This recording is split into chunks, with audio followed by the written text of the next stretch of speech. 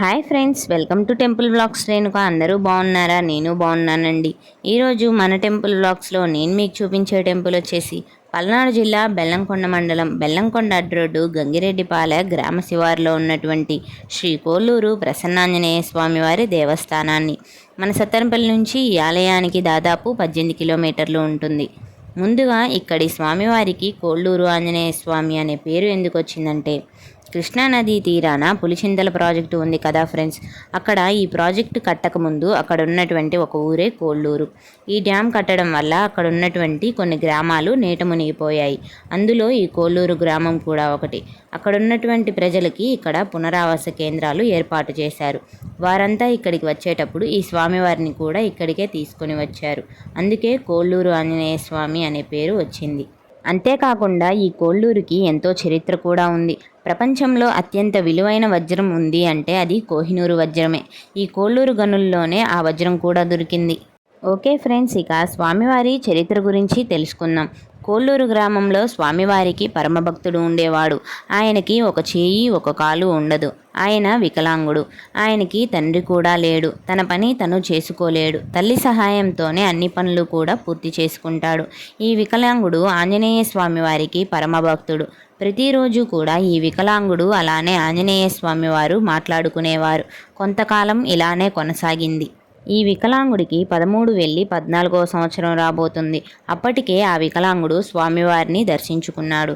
ఆ పిల్లవాడికి ఆయుష్ పరిమాణం తీరిపోతుంది అని స్వామివారికి తెలిసి ఆ పిల్లవాడు పిలిచినప్పుడల్లా ఆంజనేయ స్వామి ప్రత్యక్షమయ్యేవాడు. మరి పరమభక్తుడు అయిన వాడు వెళ్ళిపోతున్నాడు. వాడి పేరు చిరస్థాయిగా ఈ భూమి మీద నిలపాలనే ఉద్దేశంతో ఆంజనేయ స్వామి ఆ పిల్లవాడి ముందు ప్రత్యక్షమవుతాడు. అది చూసి పిల్లవాడు ఇలా అంటాడు, ఏంటి స్వామి, పిలవకుండానే వచ్చావు, ఏమిటి విశేషం చెప్పమన్నాడు. ఆంజనేయ స్వామి ఇలా అంటాడు, పలానా చోట ఒక రాయి ఉంది, వెళ్ళి ఆ రాయితో నా విగ్రహం చేయి అని అంటాడు. వెంటనే ఆ పిల్లవాడు ఉండి, ఏంటి స్వామి, కాళ్ళు చేతులు ఉన్నవాళ్ళు చేయడమే చాలా కష్టం, పైగా నాకు నైపుణ్యము లేదు, నా పనులే నేను చేసుకోలేక అమ్మ మీద ఆధారపడిన పరిస్థితి నాది, నేను ఎలా చేస్తాను స్వామి అని అన్నాడు. అప్పుడు స్వామి ఇలా అంటాడు, బాబు, నా మీద నీకు నమ్మకం ఉందిగా అన్నాడు.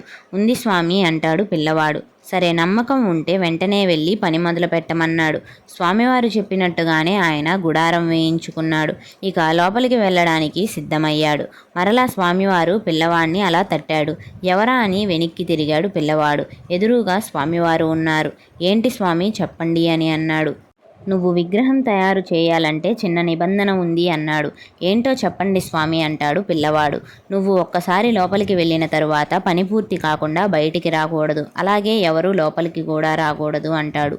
అప్పుడు పిల్లవాడు ఉండి, ఏంటి స్వామి, వారు వస్తే ఏమి, నేను వెళ్తే ఏమైంది, వారు వచ్చినా నువ్వు వెళ్ళినా నీ శిరస్సు 1000 బద్దలవుతుంది అంటాడు ఆంజనేయ స్వామి. అప్పుడు పిల్లవాడు ఇలా అంటాడు, ఏంటి స్వామి, నా ప్రాణం ఇయ్యమంటే ఆనందంగా ఇస్తాను, మహాశిల్పులకే కొన్ని నెలలు పడుతుంది విగ్రహం తయారు చేయాలంటే, మరి నేను ఎందుకు పనికిరాని వాడిని, నేను ఎట్లా చేయగలను, పైపెచ్చు నాకు ఆకలుండదా, దప్పికొండదా, కాలకృత్యాలు తీర్చుకునేది ఎలాగా స్వామి అని అంటాడు. దానికి స్వామివారు, నీకు కావాల్సిన శక్తి ముక్తి ఇస్తాను, ఆకలి దప్పికలు ఎలాంటివి లేకుండా వరం ఇస్తాను అని పిల్లవాడికి ఆంజనేయ స్వామి వరం ఇస్తాడు. సరే అని ఇక ఆ పిల్లవాడు వాళ్ళ అమ్మకి చెప్పి లోపలికి ఎవరిని రానియొద్దు అని చెప్పి కాపలా ఉంచుతాడు. ఇక ఆ గుడారం లోపలికి వచ్చి కూర్చుంటాడు. ఏంటి, స్వామివారిని ఎలా తయారు చేయాలి అని ఆలోచిస్తున్నాడు. ఒక కాలు ఒక చేయ ఉంది అని అనుకొని ఒక కాలుతో సుత్తిని పట్టుకున్నాడు, ఒక చేత్తో ఉలిని పట్టుకున్నాడు.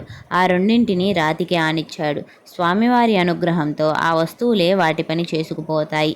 ఇక 7 రోజుల్లో విగ్రహం తయారైపోయింది. ఆ పిల్లవాడు సంతోషించాడు. ఇక స్వామితో ఇలా అంటాడు, స్వామి, ఈ వారం రోజుల నుంచి నీకు నా కాలే తగిలింది, చెయ్యే తగిలింది, మీరు మలినమయ్యారు కాబట్టి కృష్ణానదికి వెళ్ళి బిందె తీర్థం తీసుకొచ్చి నీకు అభిషేకం చేయలేను కాబట్టి మీరే వెళ్ళి స్నానం చేసి రండి స్వామి అని అంటాడు. దానికి స్వామివారు సరే అని నవ్వి లేచి నుంచున్నాడు. ఆ స్వామివారి పాదాలకు నమస్కరించి ఆ పిల్లవాడు పక్కకు తిరిగాడు. వెంటనే వాకిట్లో ఉన్న దృశ్యాన్ని చూసి స్వామివారు అక్కడే ఆగిపోయారు. ఆ వాకిట్లో ఉంది ఏంటంటే, ఆ పిల్లవాడి అమ్మ నిలబడి ఉంటుంది. 7 రోజులుగా కొడుకు లోపలే ఉన్నాడు. వాడి పరిస్థితి ఎలా ఉంది, ఆరోగ్యం ఎలా ఉంది అని ఆ తల్లి గుడారం పైకి ఎత్తి చూస్తుంది. లోపలున్నటువంటి దృశ్యం చూసి ఆశ్చర్యపోతుంది. ఏదో అయిపోయింది అనే కొడుకు ఆరోగ్యంగా ఉన్నాడు. పైపెచ్చు నిలువెత్తు రూపాన్ని తయారు చేశాడు అని తల్లి అనుకుంటుంది.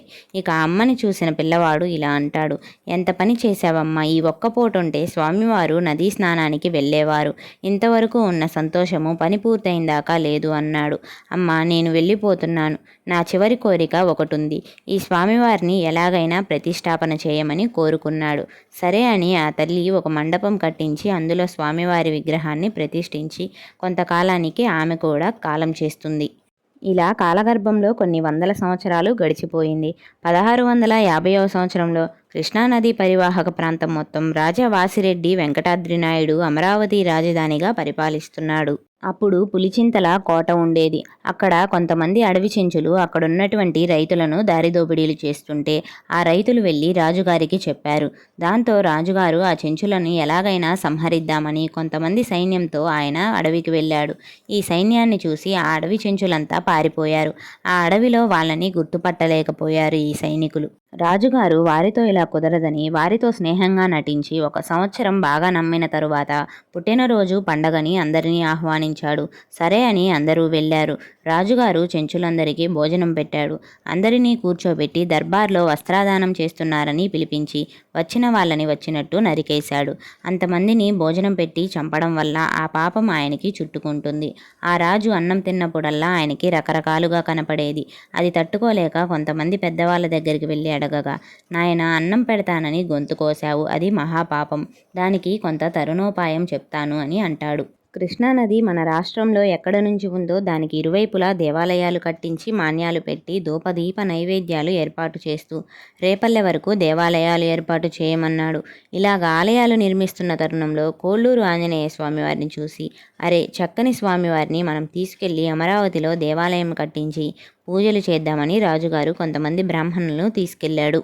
స్వామివారు ఉన్న చోటుకి 2 కిలోమీటర్ల దూరంలో ఉండగా ఒక అతనికి స్వామివారు ఒంటి మీదకొచ్చి, ఎక్కడికయ్యా మీరు వచ్చేది అని అడిగితే వాళ్ళంతా ఉండి స్వామివారిని తీసుకెళ్లడానికి వస్తున్నాము అని చెప్తారు. అరే మూర్ఖుల్లారా, నేనే స్వామిని, నేను ఎక్కడికి రాను అని అన్నాడు. అప్పుడు రాజుగారు ఇలా అంటాడు, స్వామి, మీరు అడవిలో ఉన్నారు, మీకు సదుపాయాలు ఏమీ లేవు, మిమ్మల్ని అక్కడికి తీసుకెళ్లి ఆలయం కట్టించి నిత్య ధూపదీప నైవేద్యాలు ఏర్పాటు చేస్తాము అని చెప్తాడు. వెంటనే స్వామివారు ఇలా సమాధానం ఇస్తారు, నేను ఎక్కడికి రాను, ఏదైనా ఉంటే ఇక్కడే చేయండి అన్నాడు. దానికి స్వామివారికి రాజుగారికి మధ్య వాదన జరుగుతుంది. దాంతో వెంకటాద్రి నాయుడు కోపంగా, నీకేదో బాగు చేద్దామని వస్తే ఇంతమందిలో చిన్నతనం చేశావు, నీకు నేను గుడి కట్టను, మాన్యం పెట్టను, నీ బాధ నువ్వు పడు అని అంటాడు. దానికి స్వామివారు, ఓరి పిచ్చివాడా, ఇవాళ రేపో పోయేవాడివి, నువ్వు నన్ను అంటున్నావా, వెళ్ళిపో, నువ్వు వెళ్ళిపో అని అంటాడు. ఇక రాజుగారు అక్కడి నుంచి వెళ్ళిపోతాడు. మరి రాజుగారి వెంట రాని స్వామివారు ఇక్కడికి కూడా రాను అన్నారు. కానీ పులిచింతల ప్రాజెక్టు నీటి మట్టానికి స్వామివారి విగ్రహం 3 సార్లు తలభాగం కింది వరకు మునిగిపోయింది. దీంతో ప్రజలు స్వామివారిని ఇక్కడికి తీసుకురావడానికి ప్రయత్నిస్తే కోళ్ళూరు దగ్గర ఉన్నటువంటి ఒక ఆయన మా స్వామిని తీసుకెళ్లడానికి వీల్లేదన్నాడు. ఆ రోజు రాత్రే ఆయనకి ఆంజనేయ స్వామి కలలో కనిపించి గదతోటి ఆయన్ని వెంబడించారట. తెల్లారేపాటికి ఆయన స్వామివారిని తీసుకెళ్లమన్నాడు. ఇక స్వామివారికి అక్కడ ఎన్నో పూజలు, హోమాలు నిర్వహించిన తరువాత ఇప్పుడు స్వామివారిని దర్శించుకునే వద్దకి తీసుకువచ్చి ప్రతిష్ఠించారు. ఇప్పటికీ స్వామివారిని ఇక్కడ ప్రతిష్ఠించి 10 ఏళ్ళు అవుతుంది. 2014వ సంవత్సరంలో స్వామివారిని ఇక్కడ ప్రతిష్ఠించడం జరిగింది. ఇదే ఫ్రెండ్స్ కోళ్ళూరు శ్రీ ప్రసన్నాంజనేయ స్వామివారి చరిత్ర. ఈ స్వామివారి మూల విరాట్ విగ్రహానికి విశేషంగా శంకుచక్రాలు ఉంటాయి. ఆంజనేయ స్వామివారు శివుని అంశ. అలాగే విష్ణుమూర్తి వలె శంకుచక్రాలు కలిగినటువంటి స్వామి ఇక్కడి ఆంజనేయుడు. ఎంతో శక్తి మహిమలు కలిగినటువంటి వాడు కోళ్ళూరు ఆంజనేయ స్వామివారు. ఉండవ్యాసుడు సమయంలో ప్రతిష్ఠించబడ్డ మూల విరాట్ విగ్రహాలకు ఈ విధంగా శంకుచక్రాలు ఉంటాయని ప్రతీతి. ఓకే ఫ్రెండ్స్, ఇక ఈ టెంపుల్ యొక్క టైమింగ్స్ గురించి తెలుసుకుందాం. ప్రతిరోజు ఉదయం 6 గంటల నుంచి మధ్యాహ్నం 12:30 వరకు ఉంటుంది.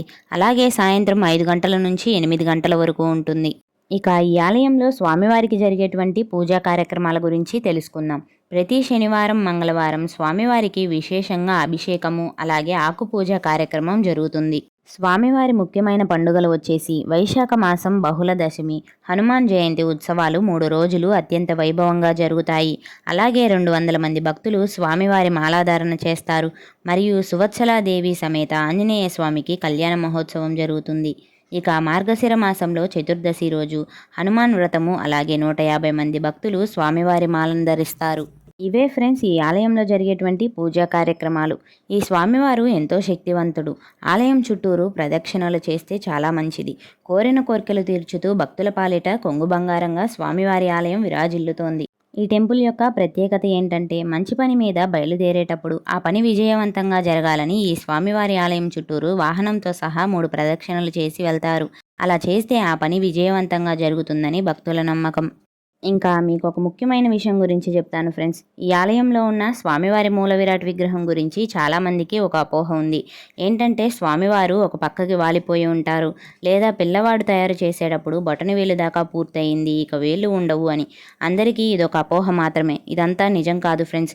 ఇట్లాగా ఏమీ లేదు. స్వామివారి విగ్రహం మొత్తం పూర్తయినాకే పిల్లవాడి తల్లి లోపలికి వచ్చి చూస్తుంది. ఇక్కడ మనకి పూజారి గారు స్పష్టంగా చూపిస్తున్నారు చూడండి. ఈ ఆలయానికి మీరు ఎప్పుడైనా వచ్చినట్టయితే పూజారి గారిని అడగండి, వారు మీకు చూపిస్తారు. ఇదంతా అపోహ మాత్రమే ఫ్రెండ్స్. ఇక్కడ స్వామివారి విగ్రహానికి శంకు చక్రాలు ఉన్నాయన్నాను కదా, ఇక్కడ ఒకసారి గమనించండి. చూశారు కదా ఫ్రెండ్స్, కోల్లూరు శ్రీ ప్రసన్నాంజనేయ స్వామివారిని, అలాగే స్వామివారి చరిత్ర గురించి కూడా తెలుసుకున్నారు కదా. మరి ఈ వీడియో కనుక మీకు నచ్చినట్టయితే లైక్ చేయండి, షేర్ చేయండి, కామెంట్ చేయండి. ఇలాంటి మరెన్నో టెంపుల్ బ్లాగ్స్ కోసం వెంటనే మన ఛానల్ని సబ్స్క్రైబ్ చేసుకోండి.